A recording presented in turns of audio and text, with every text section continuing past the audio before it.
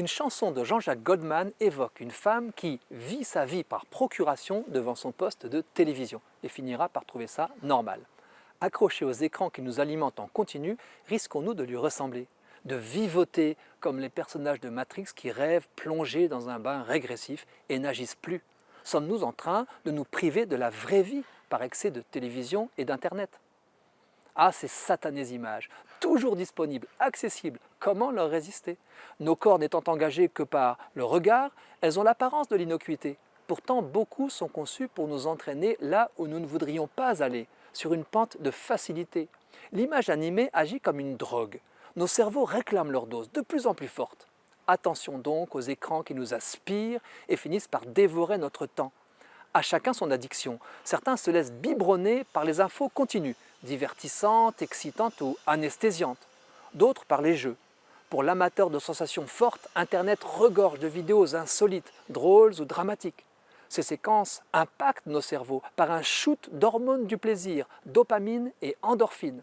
Savez-vous que des rats de laboratoire, quand ils ont compris qu'en actionnant un bouton branché sur leur cerveau, ils provoquaient des orgasmes en série, se sont laissés mourir de faim?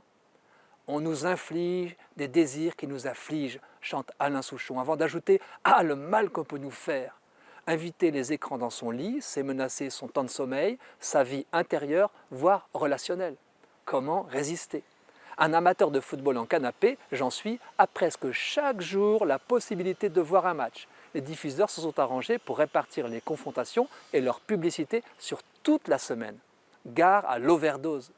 Qui dira la perte de chance subie par les lycéens amateurs de Roland-Garros, juste avant les examens de fin d'année, par rapport à ceux qui résistent aux sirènes des matchs en 3 ou 5-7? Idem pour les amateurs de cyclisme cathodique, j'en suis aussi, qui perdent en juillet tant d'heures d'activité physique et de grand air. Et que dire des séries conçues pour être addictives? Bien sûr, les sages savent doser le divertissement et même en tirer de belles leçons. Mais qui peut s'imaginer, sur son lit de mort, regretter de ne pas avoir passé plus de temps devant ses écrans et moins dans la nature, d'avoir raté la dernière saison de Game of Thrones, d'avoir délaissé son écran au profit de ses parents, enfants ou petits-enfants bien-aimés, autrement essentiels? Alors, action!